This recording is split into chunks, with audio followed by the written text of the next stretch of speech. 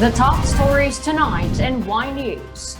The Philippine National Police reports that flight attendant Christine Dacera died of natural cause and no foul play was involved.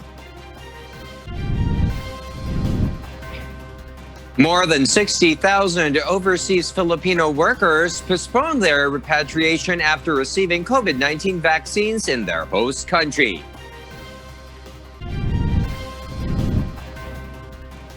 The Philippine government is looking to start its vaccine rollout by next month with more than 1 million doses of COVID-19 vaccines for medical frontliners. The national government will require travelers entering the country to undergo RT-PCR testing 5 days after their arrival starting February 1. Mayor and contact tracing czar Benjamin Magalong confirms attendance at a birthday party in Baguio City. The Department of Tourism, meanwhile, launches its investigation over possible breach of protocol in the city. And U.S. President Joe Biden's Don's champ and major settle in the White House.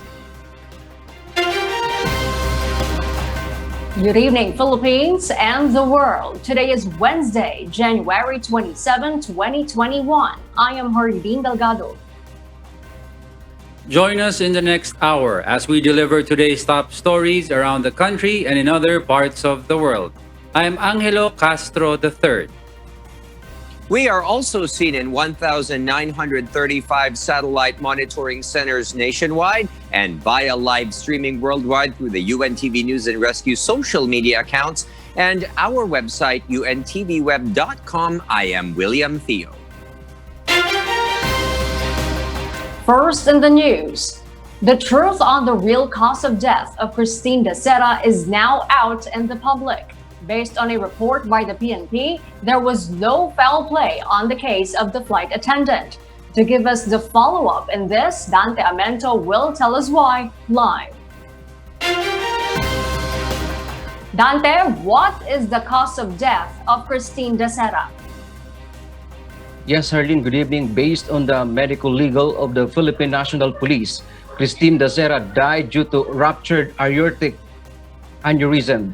In Dacera's case, the report explained that increased blood pressure within her aorta further weakened that defect and eventually burst it. This led to blood loss and symptoms including weakness and nausea. It said Dacera's heart also weighed 500 grams larger than the normal 300 grams, which the report said supportedly her apparently undiagnosed hypertension. Homicide has been ruled out as the cause of death. In an interview at Makati City Hall, lawyer Mike Santiago, the counsel of 5 respondents in the Dacera case, said they will let the prosecutor decide on the evidence presented by the police.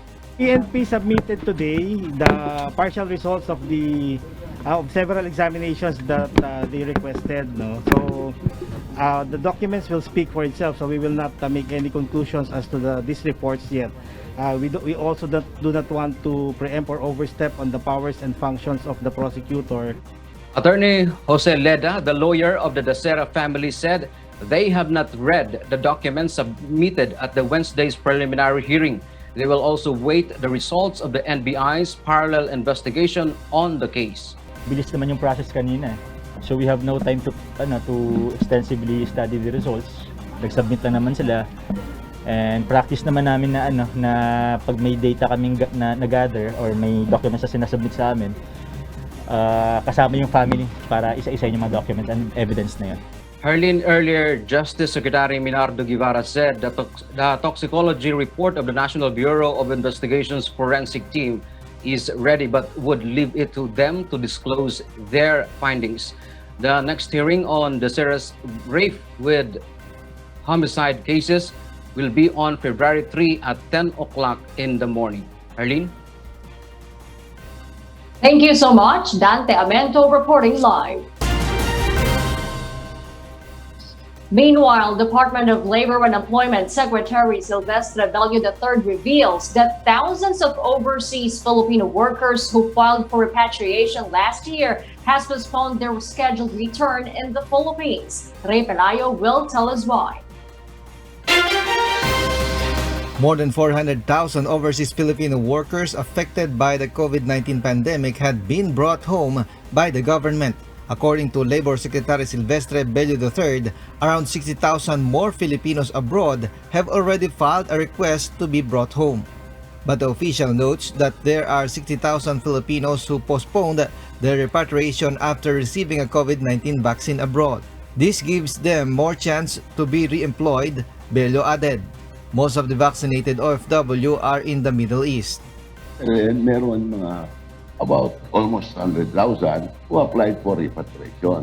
Yun ang nire-repatriate pa natin. Nabigla kami bilang meron siguro around 60% of those who asked for repatriation suddenly changed their mind and said, no, hindi na kami uwi. Tinanong natin kung bakit.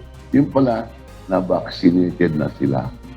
Secretary Bello said that President Duterte allotted 5 billion pesos for the repatriation. The Philippine government is now under negotiation for the lifting of suspension of OFW deployment after the DOLE received numerous complaints of violations. Maraming complaints coming from our overseas workers na unpaid salaries, victims of maltreatment, contrary to the standard employment contract, confiscate yung passport, confiscate yung passport, yung cellphone. Ayaw na ng ating Pangulo yan. Bello assured that safety measures for OFWs are in place, allowing the deployment of Filipinos in Kuwait. Ray Pelayo, UNTV News and Rescue. We serve the people, we give glory to God.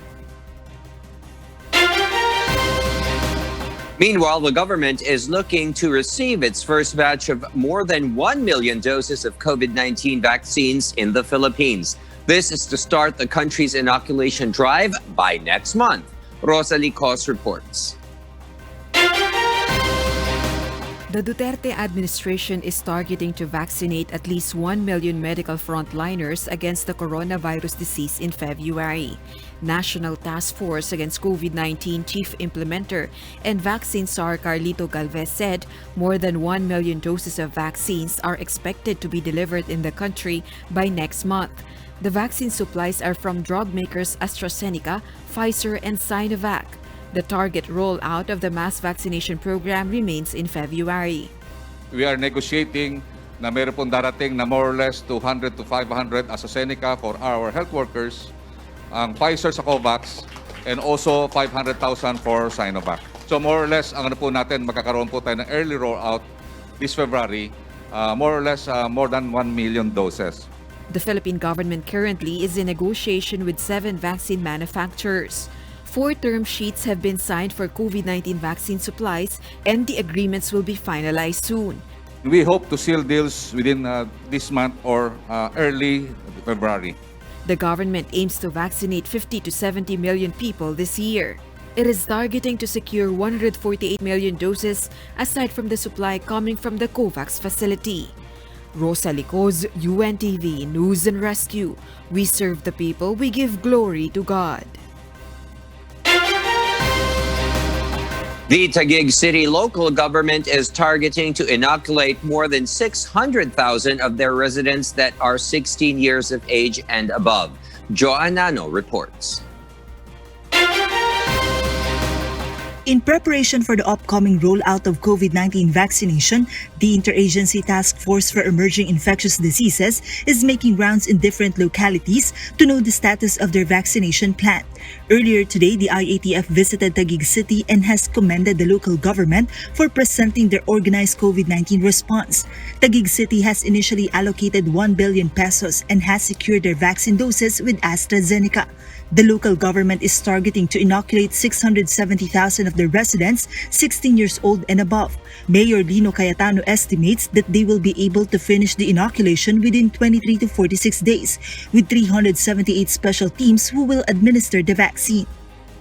So 10 vaccination teams, that's just 50 classrooms.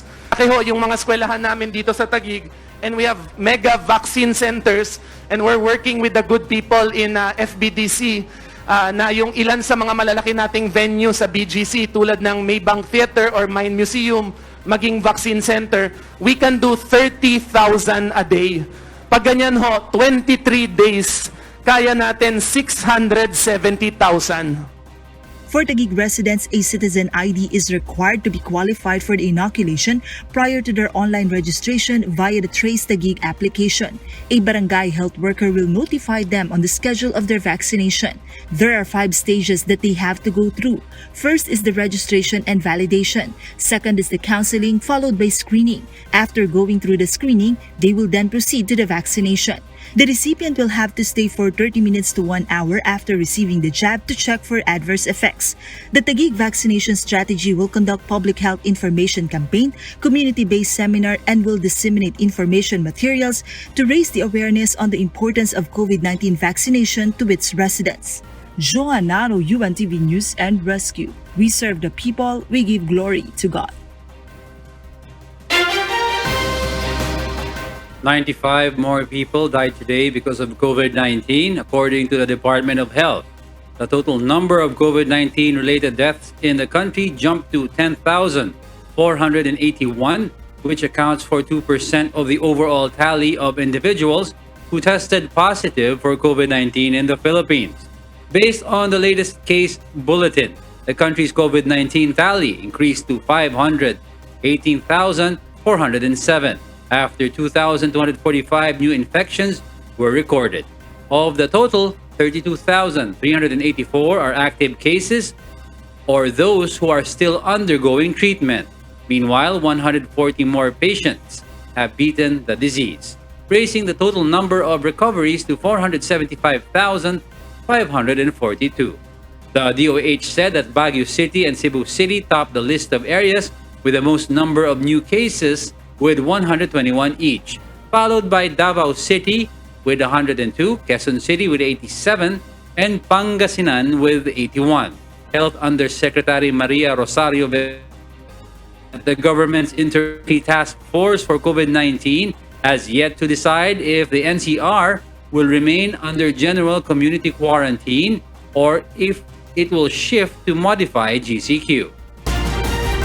The World Health Organization has recently announced new clinical advice for patients affected by persistent coronavirus symptoms, also known as long COVID. Early Briones will give us the details live. Early, go ahead. Good evening, Diego. After declaring COVID-19 as a public health emergency a year ago, the World Health Organization now issued new clinical advice for those who are suffering chronic symptoms of the disease, long after they were proclaimed to have recovered. WHO has found that a number of patients who were confirmed to have recovered continue to suffer from persistent symptoms of the disease, including extreme fatigue, persistent cough, exercise intolerance, and neurological and cardiac symptoms. The condition has since attained the nickname long COVID. However, decreased oxygen levels are identified to be one of the riskiest adverse effects of COVID, as it affects the respiratory system.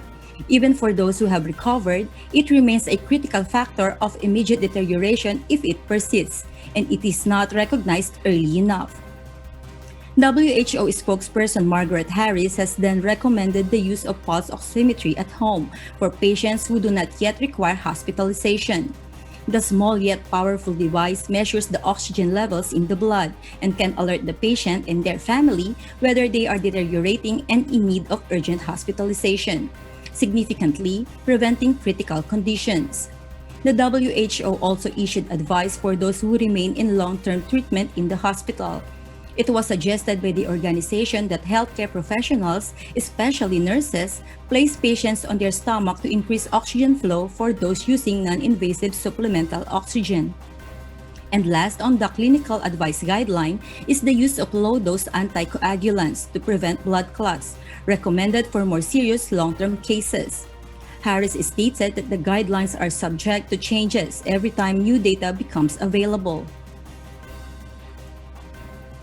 as you know, we have expert groups in all areas of work involved with COVID-19, and we constantly search the literature, the research for new evidence. The organization has also announced forthcoming plans to further investigate details surrounding the long COVID case to understand the condition as best as they can. Jago? Thank you, Early Briones, reporting live from Australia. And for those watching us on YouTube, please click the subscribe button you see on the right side of your screen and ring the bell for notification. You may also follow us on Facebook.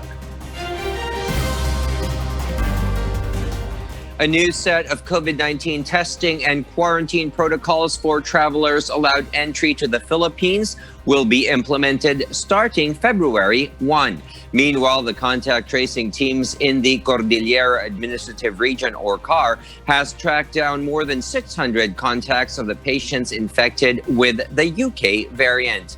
Aiko Miguel gives us the details in this report. Starting February 1, arriving passengers, regardless of their origin, shall be required to undergo facility-based quarantine upon arrival. This new testing protocol was adopted by the Interagency Task Force for the Management of Emerging Infectious Diseases. They shall then undergo RT-PCR test on the 5th day from their date of arrival in the country, unless the passenger shows symptoms at an earlier date while on quarantine. Those who tested negative shall be endorsed to the local government unit of destination, where the passenger shall continue the remainder of their 14-day quarantine. According to the Department of Health, the protocols were updated for efficiency. For efficiency in government, and also to be more rational in doing things, atin pong ginawa ito, no? Pero kapag sila ay may nararamdaman na o di kaya meron tayong high suspicion na meron siyang sakit na ito, siya po ay kailangan itest. The DOH emphasizes that they should be isolated from each other to avoid transmission while they are waiting for their swab test results. Pero ang kailangan ho natin maintindihan, yun ating prinsipyo na isolation first. As long as we isolate them, even though they are positive, we are assured na nakakonfine lang dun sa kwartong yun ang sakit at hindi po makakapanghawa. Kaya isa po rin yan na nakalagay dun sa ating resolution na kailangan walang cohorting. The Philippines has imposed travel restrictions on foreign passengers from 35 countries as a precautionary measure against the reported new variants of novel coronavirus disease. The travel restriction will last until January 31, unless further extended by the government. Meanwhile, at least 615 close contacts of 13 COVID-19 cases infected with the UK variant of coronavirus in the Cordillera Administrative Region have been identified. These are the close contacts of the 12 in Bontoc Mountain Province and 1 in La Trinidad Benguet who are positive of the UK variant. The DOH awaits for the result of their genome sequencing.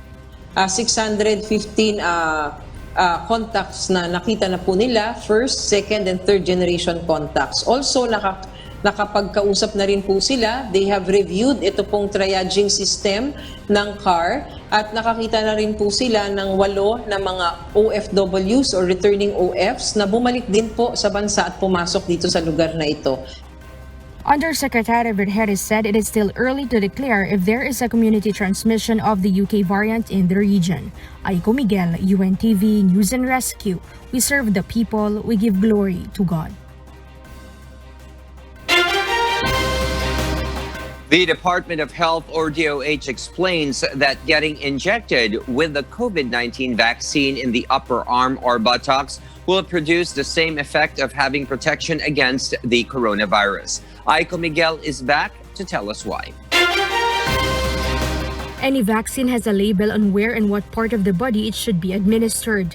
Indications of the vaccines on who should receive it are also written on their label. Even the contraindications on whom it shouldn't be administered to are listed. But according to the Department of Health, getting vaccinated in the upper arm or buttocks will produce the same effect of having protection against the coronavirus. Well, ang importanteng katanungan, yung bang epekto ng bakuna magiging pareho kung ituturok mo sa braso o dito sa may buttocks, no? Pareho lang po ang magiging epekto niyan. Dahil yan naman po ang kanya pong inilikha is the immune response. Ano ba yung immune response? Ibig sabihin, magkakaroon po tayo ng sundalo sa loob ng katawan. Ito po yung tinatawag natin antibodies. So, wherever, pero syempre, ang protocol natin ay usually dito para mas mabilis ang bakunahan. Yesterday, presidential spokesperson Harry Roque confirmed that President Duterte will be receiving the COVID-19 shot in private and will be injected in his rear. DOH Undersecretary Maria Rosario Vergeres said that it is possible to administer the vaccine in other parts of the body if the muscle mass in the arm is not adequate. Pwedeng dun sa anterolateral part of the thigh or pwede rin po sa puwet, no? Nabibigay din po yan sa upper part of the butt. Aiko Miguel, UNTV News and Rescue. We serve the people, we give glory to God.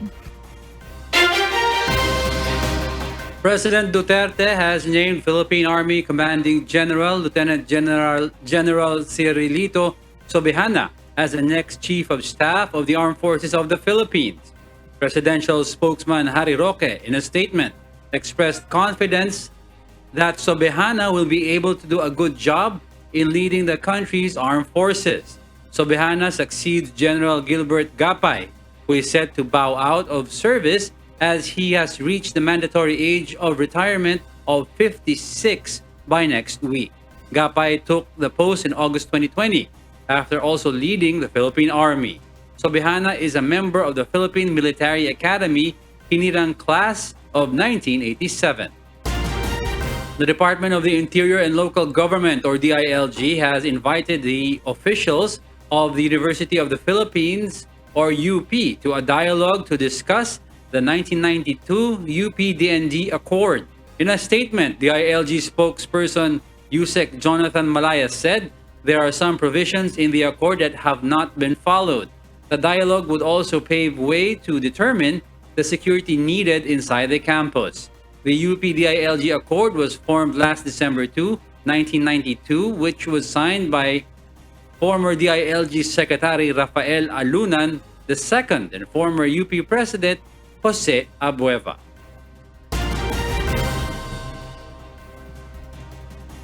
Some senators believe it is high time to amend the 1987 Constitution given the current situation.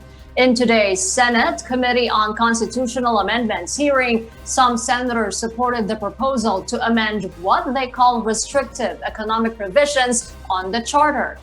Senator Ronald De La Rosa said relaxing the economic restrictions will help in reviving and revitalizing the country from the effects of the pandemic. De La Rosa is one of the authors of a resolution calling for both houses to convene as a constituent assembly to introduce limited amendments to the Constitution. He added that foreign investors will also help in generating more jobs. Former Supreme Court Justice Adolfo Azcuna, who is one of the members of the 1986 Constitutional Commission, agrees with this, saying that this will help in addressing the negative impact of the pandemic to the economy. However, attorney Christian Dacera, who is also one of the framers of the current Constitution, opposes the idea, noting that amending the Charter might be used for political gains. Given our experience with corrupt legislators and greedy elite business on transactional legislation, are we willing to entrust our legislators with that kind of power, especially since theirs is so much more money from rich foreign investors and the poor don't have any money? Real wage remained for 15 years. It remained flat for 15 years. What is Congress doing about that? According to Monsod, China may dominate the foreign investments in the country given its close ties with the Philippines. Is this what we want? They're already getting favored tax and entry treatment. Connected politicians and Chinese businessmen have already received smuggled vaccines from China. And the next targets of China are mainly land, natural resources, and public utilities. They are already in the management of transmission. Who suffered the most from corruption? The poor. Former Supreme Court Justice Vicente Mendoza also believes now is not the right time to push for charter change. He added that with only 15 months away from the next election, there is always the temptation to propose amendments geared towards the elections. So it's a question really of priority. No more urgent need can prevail over two challenges that we should give our attention to and commit all our energy and resources. The threat of the COVID pandemic, and number two, the preparation of our people for voting wisely. Meanwhile, Senators Grace Poe and Pia Cayetano asked their fellow lawmakers to consider first some laws that have been enacted to help the economy before going into the process of amending the Constitution. There are bills already in place, like the Public Service Act, that will address some of the concerns or some of the provisions that we would like to amend from the Constitution. I think that it is a more realistic and less contentious goal to look at that route first before going through the entire exercise of a constitutional amendment. The first thing that could have been done was to pass CREATE. Corporate income tax would have dropped immediately from 30 to 25%, and for SMEs earning less than 5 million, 20%. How much better does it get than that? In terms of the mode of amendment, senators also expressed support for both houses to convene as a constituent assembly and to vote separately. Meanwhile, the Department of Tourism has launched an investigation into the party hosted by a so-called social media influencer in a Baguio City hotel, following reports and videos of the flamboyant and socially distanced mass gathering on the internet. Asher Kadapan Jr. will give us the details live. Yes, Asher? Good evening, Arlene. A video from eventologist Team Yap's birthday party went viral as it shows participants not wearing face masks and ignoring the 1 meter social distancing measure. The said event was held in a hotel in Baguio City on January 17, were attended by different personalities, including contact tracing czar and its mayor Benjamin Magalong and his wife. The local chief executive admitted there were violations on health and safety protocols, including her wife who was caught not wearing face mask while taking a photo with a celebrity. Doon sa activity na yun, makikita mo merong outright na violation. Yes. Pero it's because siyempre, tao lang eh. Kumakain ka ba naman, at bigla kang imbitahan. Si tumayo ka, nakipagsayo ka, nakalimutan mo na. Despite the local chief executive's confirmation, he explained that due process will be observed and thorough investigation should be conducted to know the circumstances leading to the alleged violations. Kailangan din talaga ng thorough investigation. Malaman mo, ano circumstances, bakit nakita ka na wala kang mask. Pero kung titingnan mo lahat doon, nung dumating kami, lahat naka-mask. They were wearing masks. Ako pa, na very strict ako dyan. Nakita ko lahat, nagwe-wear na mask. Ito nga, binigay pa nga nila, kinakalat nga nila. Ito yung common na mask doon kasi ito yung mga binibigay nilang mask eh. Based on the guidelines of the Interagency Task Force for the Management of Emerging Infectious Diseases or IATF, such gatherings are allowed in areas under modified general community quarantine like Baguio City, but limited capacity of up to 50% should be observed, while organizers and participants should follow the minimum health and safety guidelines, including wearing a face mask and observing physical distancing. With this, the Department of Tourism in Cordillera Administrative Region is already conducting an investigation against the involved hotel. A notice to explain was also sent by the DOT to the accommodation establishment. Mayor Magalong said that Baguio City LGU will also impose fines against those who will be proven to have violated the health protocols. In a statement, Team Yap apologized from the said event incident, but explained that they have no intention to disregard the protocols. Yap further explained that they all have been tested negative from COVID-19 tests, as Baguio City also requires it prior to one's entry to the city. Arlene? Thank you, Asher Kadapan Jr., reporting live. For those watching us on YouTube, please click the subscribe button you see on the right side of your screen and ring the bell for notification. You may also follow us on Facebook. Foreign Affairs Secretary Teodoro Locsin Jr. has filed a diplomatic protest against new China law allowing its Coast Guard to fire at foreign vessels in Chinese-claimed reefs. Locsin's filing of the diplomatic protest came 2 days after he deemed China's passage of the law was none of our business. The said law allows the Chinese Coast Guard to take all necessary measures, including the use of weapons when national sovereignty, sovereign rights, and jurisdiction are being illegally infringed upon by foreign organizations or individuals at sea. Some senators have already sounded the alarm over China's new law, with Senator Richard Gordon describing it as a creeping threat that can escalate at any time. And for the news abroad, here's Kath Dumaraos reporting live from Bangkok, Thailand. Good evening, William. The number of confirmed coronavirus cases worldwide has passed 100 million, according to data from Johns Hopkins University, just over a year since the first cases of the then mysterious new illness were reported in the Chinese city of Wuhan. More than 2.1 million people around the world have died from COVID-19, and over 55 million people have recovered from the disease.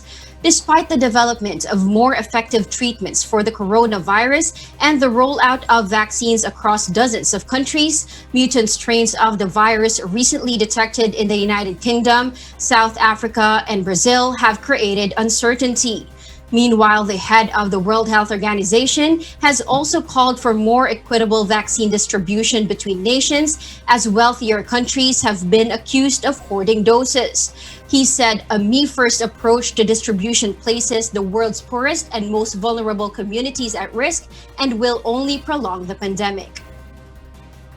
The study finds that vaccine nationalism could cost the global economy up to $9.2 trillion US.